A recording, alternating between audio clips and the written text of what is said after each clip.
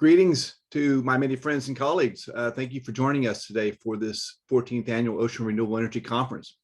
It is my honor and pleasure to begin this conference. It would have been our 15th, of course, but for the scourge of the 20s, namely COVID, which has denied us of so much, such as being able to come together and greet each other as the community we are.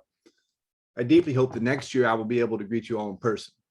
On behalf of the whole POET team, I can earnestly tell you that having you join us in Portland for a few days each year is a high point for us. It recharges our batteries and helps remind us that we are part of an amazing group of people doing their part to address climate change through harnessing the forces of the oceans for clean energy. I, for one, am proud to be part of your community. This year, however, we will rely on a virtual platform that at least makes it possible to pretend we're at a conference. We have panels and workshops planned for you through Friday afternoon.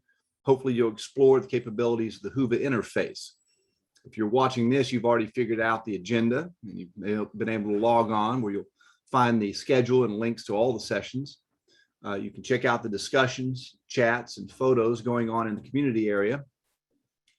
Please say hello to folks you'd like to connect with under the attendees button. You can even arrange virtual or in-person meetups. And be sure to visit our exhibitors and sponsors page. And thank you to all of our sponsors and exhibitors for helping to make POET possible. If you're having any problems at all, please be sure to reach out to the POET team and we'll do our best to help you. Send an email to conference@pacificoceanenergy.org and we'll follow up with you as quickly as we can. It's been a couple of years since I had the pleasure to address this audience. So much has happened over these 2 years, putting it mildly. But right now, I just want to focus on the POET family. You'll hear all about some of the great things happening in our sector during the panels over the next 2 days. But I'm happy to be able to say that the POET team is healthy and growing. You all know Matt Sanders, who has been with POET for almost a decade. None of this happens without Matt's guiding hand, and once again, he has orchestrated a great event. Over the past 2 years, Matt has been very busy bringing together the Teamer program, along with the help of a remarkable group of people from the Department of Energy, labs, and universities, who have helped the Teamer program launch successfully. He's now in the 4th round of funding. The program appears to be doing very well, and I hope some of you participating today have benefited from the Teamer program and Matt's hard work. Last year, POET was lucky to be able to snag Samantha Quinn for our team. Many of you know Sam from her time in the marine energy sector at the Department of Energy and at Oregon State University, or perhaps the University of Edinburgh. Samantha is a super smart new addition to the POET team, and now she is busy setting up and administering the new University Marine Energy Research Community Program, which you'll hear more about tomorrow. POET is truly thrilled to be able to bring Sam's knowledge and relationships to the POET team. If you haven't met Sam, please do reach out and say hello. As POET has embraced offshore wind, we've also found ourselves in need of some help on the policy front. So last year, we brought on Shannon Souza, a professional engineer who has honed her energy chops working in the solar sector for decades, and who brings a deep passion for addressing climate change, for energy policy, and for helping coastal communities craft a sustainable path to the future. Over the past year, Shannon has helped elevate offshore wind across the state, including helping to pass House Bill 3375, which is a planning bill for 3 gigawatts of offshore wind by 2030. You'll meet Shannon later today as she has helped plan a couple of our panels. And most recently, just a few months ago, in fact, POET brought on Aaron Franco as our communications guru. I didn't know what we were missing until Aaron started weaving his digital magic. This background you're looking at right now is some of his crafty work. Otherwise, you'd be staring at my guitars and probably 2 or 3 cats. As it is, you have no idea what my office looks like. Since then, I've realized just how important it is to have someone with Aaron's skill sets to help our organization reach out and communicate with you, our community, especially by social media, which I admittedly am not very good at. We're looking forward to improving our communications, growing our organization, providing ever better advocacy for the marine energy sector, and of course, doing our part to address climate change today, and sadly adapting to the future that climate change will bring. Which brings me to my final POET update, which is that POET has a new strategic plan, one which will help guide POET's evolution. While we will maintain our focus on all things marine energy, we have expanded our mission by adopting a new one that more directly addresses our primary focus on climate, namely to promote ocean-based climate solutions. We look forward to growing and evolving and finding new ways to improve our relationship to the oceans. With that, I'd like to conclude my opening remarks by thanking you all for participating in OREC 2021. POET as an organization depends on people like you, our teammates. Your registration fees, sponsorships, and memberships all make POET possible. Our success is tied to the success of the marine energy sector. We're here to help you and to advocate for our shared vision. And with that, I hope you enjoyed the conference, and please reach out and say hello. I'm going to leave you with a short video. This video comes from Congresswoman Suzanne Bonamici, representing Oregon's 1st District, which includes the North Coast.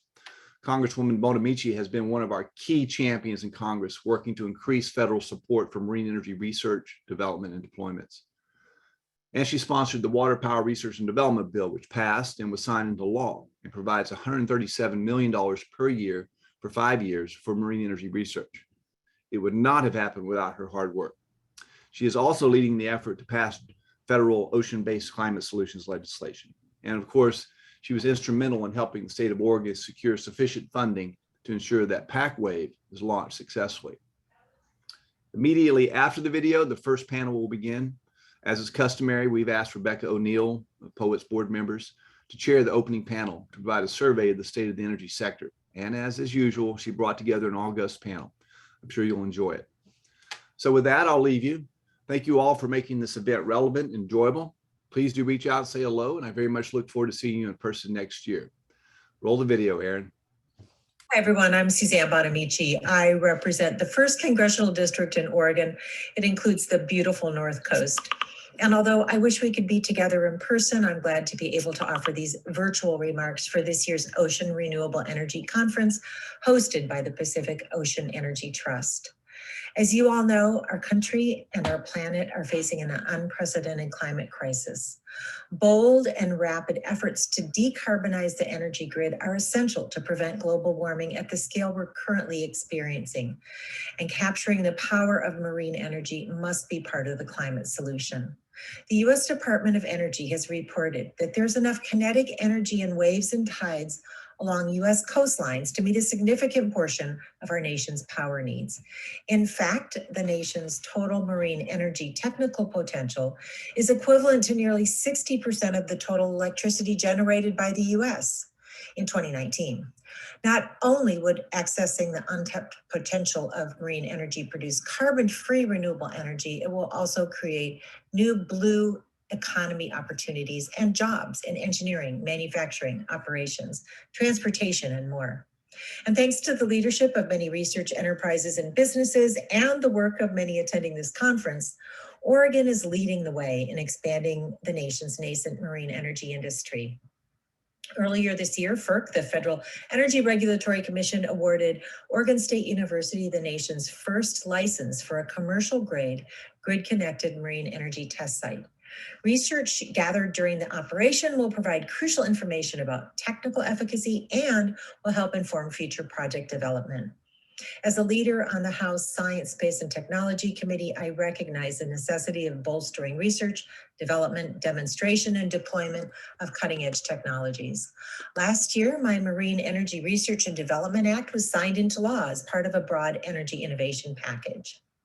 This new law directs the government to accelerate the advancement of marine energy technologies, and now I'm working to provide additional funding to implement these goals. Earlier this year, I called on House appropriators for robust funding for the Water Power Technologies Office, which oversees marine energy research. And recently, the House passed a bill that contained a $10 million increase for marine energy specific activity. At a time when our nation is working to build back better, we must identify and invest in cutting-edge solutions that will put people back to work and combat climate change. Our ocean is a vast source of enormous renewable energy potential, and marine energy is an exciting and innovative industry that I look forward to supporting in this and future sessions of Congress. I hope everyone enjoys the POET conference. Thank you.